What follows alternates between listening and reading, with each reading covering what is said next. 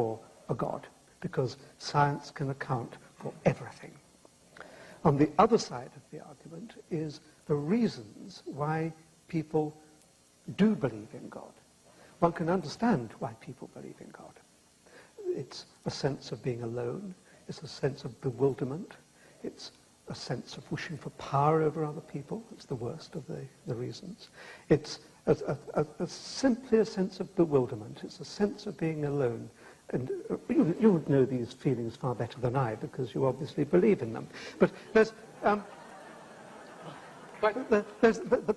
taken together with a reason why people believe, desperate to believe, together with the fact that you don't need actually a God, in a sense amounts to an argument against the existence of God. Well, I guess I don't see that. I mean, why doesn't that commit the genetic fallacy of trying to say that by explaining how a belief originates, you thereby show the belief to be false?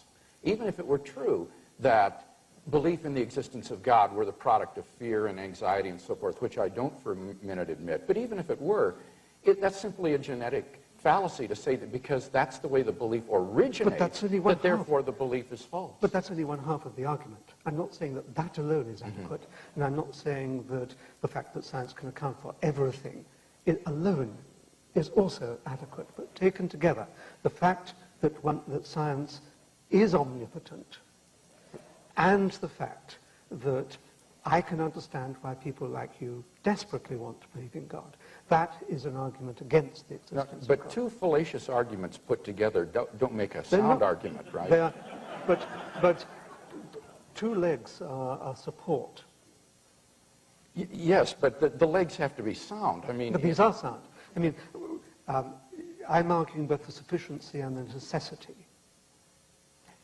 The first argument only, if granted, which I don't grant the premises, but the first argument only prove that it's not necessary to believe in God in order to explain certain things.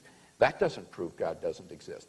The second argument commits a genetic fallacy of saying that because you can explain how people come to believe in God, that therefore God doesn't exist. Neither of those warrant the conclusion, therefore God doesn't exist. No, I did not say that it was going to be a mathematical proof. No, but it is valid in the sense that there is no need for a God. I mean, everything in the world can be understood without needing to invoke a God. You have to accept that that is one possible view to take about the world. Sure, that's possible. Okay.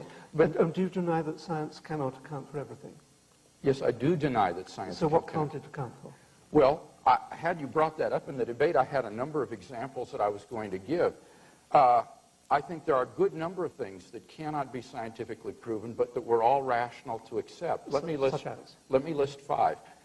Logical and mathematical truths cannot be proven by science. Science presupposes logic and math, so that to try to prove them by science would be arguing in a circle.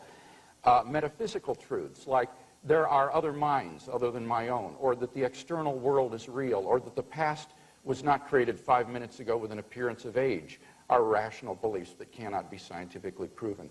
Ethical beliefs about statements of value are not accessible by the scientific method. You can't show by science whether the Nazi scientists in the camps did anything evil as opposed to the scientists in Western democracies. Aesthetic judgments, number 4, cannot be accessed by the scientific method because the beautiful, like the good, cannot be scientifically proven. And finally, most remarkably, would be science itself. Science cannot be justified by the scientific method. Science is permeated with unprovable assumptions. For example, in the special theory of relativity, the whole theory hinges on the assumption that the speed of light is constant in a one-way direction between any 2 points A and B. But that strictly cannot be proven. We simply have to assume that in order to hold to the theory. But you're missing the whole... So put that in your pipe and smoke it. Yeah, okay. Yeah. So none of these beliefs can be scientifically proven, and yet they are accepted by all of us, and we're rational in doing so.